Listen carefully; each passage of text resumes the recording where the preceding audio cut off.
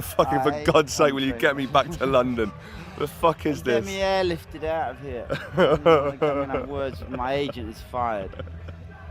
It is with great pleasure that we welcome to the Port Report Sebastian Horsley. Hello, sir. Hello, darling. How are you, darling? Well, how are you is a greeting, not a question, is it? You don't really want to know about my piles or my bankruptcy or the fact that I don't want to be here in the first place. I couldn't care. We ask people how they are on the off chance that they're going to reply terminally ill. I'm sorry I'm to dying. disappoint you. Are you happy now? No, I'm fucking not. I'm sitting in a fucking tent of green in the middle of nowhere. About as far Nature away is a from very London. good way to go, and nature's a good place to come and worship the city, isn't it? I mean, I love nature, my nature. God created nature and Satan created the city, and in case you hadn't noticed, I'm on the other side. He's the guy, isn't he? God's a sod. I prefer Lucifer. You like the red chap, the little red chap with the horned head. I like all that stuff. You'll get no love from the above. Actually, I'm proof that God is a man, so I suppose I should be nice to him. I mean, when you think about it, really, I mean, God must be beautiful, really. He made me in his image, you know. So there you are. Very we kind like of him. Really, don't Very we? kind You of know, him. I'm a God living happily in the body of a man, living unhappily in a fucking tent in the middle of... I don't even know where we are. Where are we? What's the... Middle of nowhere. Well, what's the district called? Hertfordshire. What street is Hertfordshire on? Middle of nowhere boulevard. Well, that's it. A rural lane of broken promises. A road. That's a nice sentence. Shitty two-man tents. No. I'm not really. I mean, I'm not really a kind of festival nature. I mean, the cows aren't much of an audience, are they? I'm not. They don't ask for much, though. The cows. They don't ask for much. They won't give you a bad review. I like bad reviews. You have to admit, though, as festivals go, it's fairly well appointed. Is it? There's very little in the way of riff-raff. There's not too much mud. Really? Yeah, I'm loser friendly. I'd have to be. Actually, I did one a few weeks ago. I did one at the Camp Festival. Right. Yeah. And that was a total disaster. My parting words from the stage were, "I don't know what you're not laughing at. You wouldn't get a laugh if you pulled a kipper out of your cunt. Fuck off." And that didn't go down well. I walked off the stage. One of my mottos is... Where was that, in the kids' tent? I've written a children's book, it has to be said, but Have you really? Not on purpose. So, Sebastian Horsley, he of the moral turpitude. Oh gosh, you've done your research. Well, it's not research. I'm interested. Are you really? Well, I keenly follow your movements, but moral turpitude, that's something to be levelled at a man. It's quite an accolade, isn't Yeah. it? Moral turpitude. Well, I went to America to promote my book. Yeah. And they wouldn't let me in. I'm suffering from moral turpitude. The good news is that the public pay no interest in a work of art until they're told that the work of art in question is immoral. Yeah. So the book took off in America. Right, okay. The bad news is that, well, once the allure of being a rock and roll outlaw recedes, you're just left as some knobhead who can't go anywhere, you know. I wanted to go to America, you know.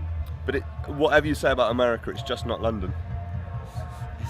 No matter how hard they try. They just don't get it, do they? They don't get it at all. I was in a party in America not so long before they banned me. Bastards.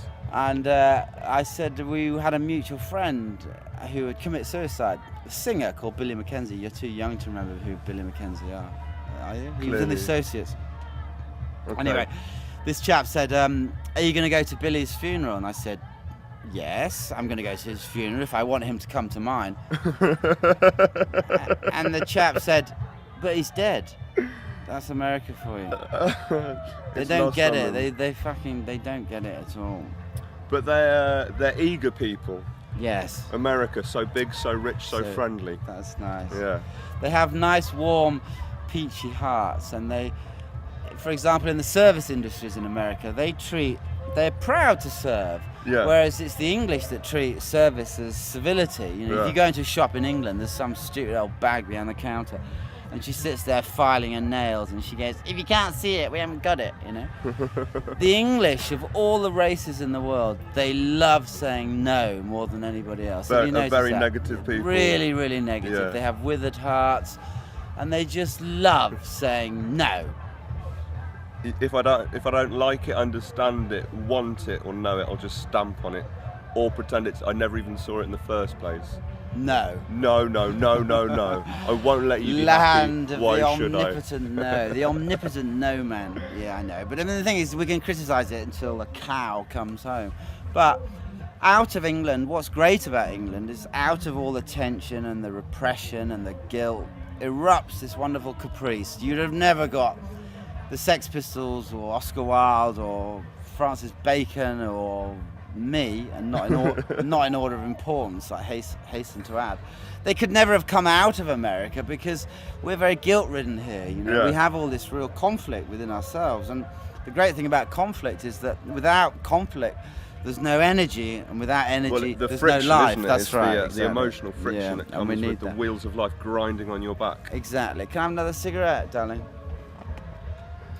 That's very sweet. You're sorry, I'm being an absolute scoundrel and tadger. I hate people that don't. Anyway, thank you very much. How are we getting on?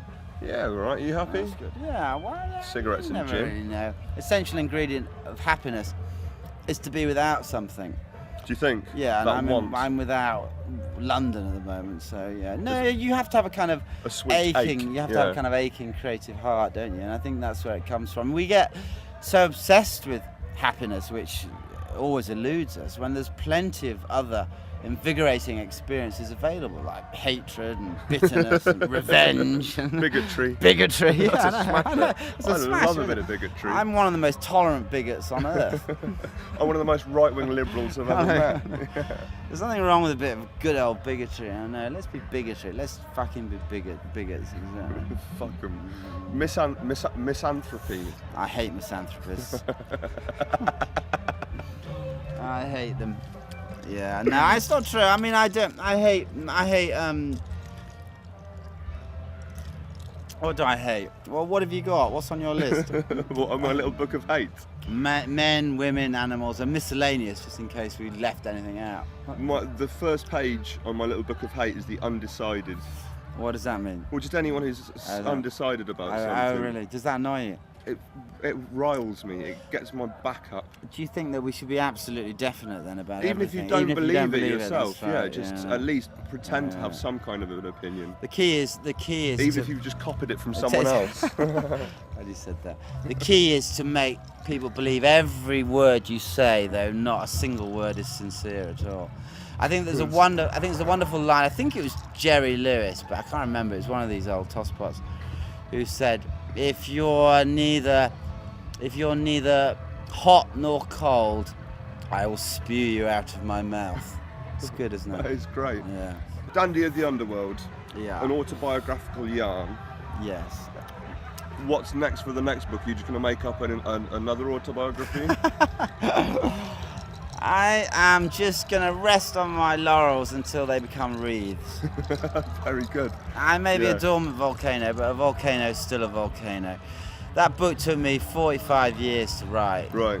And it's a fucking brilliant book, you know. And I say it myself. I'm not proud of many things, you know. Most of the stuff I've done, I have to say, is not very good. It's all right. I got crucified. That was good. The crucifixion. Yeah, that was good. That was a high point, wasn't it? You can't really top that. I mean, you know, Jesus was crucified to save humanity. I was crucified to save my career. In my opinion, neither of us were very successful. But I fucking did do it. Plagiarism is when someone takes your original idea and does it 2,000 years before you were born. Yeah. It's what's weird about the whole Jesus thing is that how he won out over everybody else. It's weird, isn't it? It's like, I'm a big Mark Bolan fan. Right. And I don't understand why. I mean, why did he win out over everybody else? It was just one guy with a little funny story, wasn't it? And yet we're all why did he win over Mark Bolan specifically? Yeah. Like you say, he just beat him to it. Did he just beat him to it? Yeah. It's amazing, isn't it? I'm not sure how Ryder White Swan would have gone down in Nazareth. I'm so glad that you know Ryder White Swan. It's in my not very humble opinion, it's better to go to hell well tailored than to heaven in rags. You know, and the thing is, the problem with Christ, I mean, what I like about him is that he was able to persuade people simply with the force of his personality. There's no books, there's no movies, there's nothing like that. He's like Paul McKenna in a lot of respects. Yeah, that's right. Yeah. Yes. And yet the downside is, well, those dreadful clothes. I mean, I don't want to be seen. He would have slopped about in a hoodie, I should He have would thought. have. Would you think now if he Sportswear. came back? I know. So fuck him. If you look at the ascent of the T-shirt and the decline of Western civilization, you'll see that the two are pretty much That's a very good. like a double helix, if That's you will. so true. Yeah. But the thing is that is true. But we have to welcome it, because the thing is that we can't all be stars. Someone has to sit on the pavement and clap as I go by. And the thing is, if everybody looked like this, then I would have to wear a baseball cap backwards in sympathy with my brain to be noticed. So there you are. Whichever way you play it, you're fucked, aren't you? Well, let's just hope that never ever happens. Although the top hat makers of North London, I'm sure, will revel it. What top hat? Is that not a top hat? I can't see it. I'll take your word for it. If you want to get ahead, get a hat, and that, my friend, is a whole lot That of is hats. it. I think that was why I didn't get into America. I don't know whether it was the clothes or the pros or whether What- I just had the wrong attitude. What were you sporting when you alighted from Like the plane? this. I had this, but I take my nail polish off. That was my one. That was your dispensation yeah, for the Americans. That was my one concession to their Ivy League sensibilities. But it was the book. They took me in, they interrogated me for 8 hours. They took Rachel in there and they said the same thing. They said to her, "Do you know who you're travelling with?" And she said, "My boyfriend." And then they said to her, "What's he got in his hat?" And she said, "His head." But I mean, it was, I don't know, but there you are. Not the That's sharpest tool in the box, and It's yet not they as- get a no, job in no. customs. They so- get a job in customs. The transcript of the interview is very funny. One of the questions they asked me is, "Have you ever taken drugs?" To which I said, "Yes, I am a crack and heroin addict and proud of it. If I could have my time again, I would take the same drugs, only sooner and more of them." And then they said, "Have you ever solicited prostitution?" And I said, "Mary Magdalene set a saintly precedent." And the response was, "Who is Mary Magdalene?" That is straight up, absolutely straight up. I am many things, but I am not a liar. That's exactly what they said. I thought that was so satisfying that we live in a world where, I mean, I had my hair cut the other day, and I was having my hair cut, and the woman who cut my hair, she hadn't heard of Mark Bolan. She could only name 2 of the Beatles, John and Paul. Right. She knew who I was, probably because I turned out with my press cuttings. And but I loved that. The only earthly certainty is oblivion. Fame is just being remembered for 50 years longer Yeah. than anybody else. It's transitory It's at best. totally transitory, isn't Yeah. it? I know.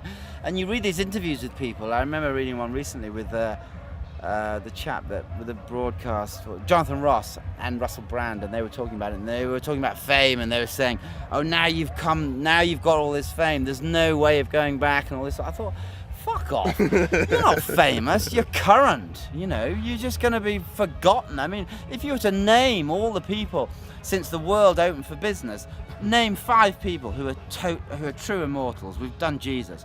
Go on, see if you can name 5. Like I said, I fucking hate people. I'm not going to list them. All right, okay. They're foul. Well, that conversation seems to have hit No, the buffers. there's got to be more. Shakespeare. Do you think in a little tent somewhere in Afghanistan they're going to have heard of They're going to Shakespeare? find him. He's been there all along with 2,000 monkeys and a load of typewriters. It's a complete illusion. It's just chasing after wind. It doesn't mean to say that while we're here, we shouldn't strive to make something and to overact appallingly, because the fact is that life is just smoke through a keyhole. You know, you're just on your honeymoon and they order your tombstone. That's it. We're What all was in a, that? we're all- That was my life, That mate. was my life. That was you very know. quick. We're Do I get another one? We're in a fucking sewage pipe, and you got to crawl along it till you die. Yeah. But you ain't going to be remembered. You know, I'm sorry if you didn't know that. But No, sorry to have to break no. that to you, but- A friend of my father's said to me when I was very young, and it stayed with me. Essentially, just try and die with debts, because if you die Oh, owing that's right. people, at Yeah, least yeah, that's technically right. you've won. Yeah, that's right. Technically, you're a winner. Right. So if you die £10,000 in debt, That's it. That's a result. so you can That's say, 1-0 to me. I leave my debts to my family, and all the rest I leave to the poor. Fuck 'em. That's right. Yeah, the rich can pray, the poor can beg. Right, well, on that note, We're done, aren't we? we're going to get well done. It's been an absolute Been pleasure. a real pleasure. Absolute pleasure. Thank Thanks you for very joining much. us. Not at all. Porter Report, Mr. Horsley, au revoir. Thank you very much. Good night.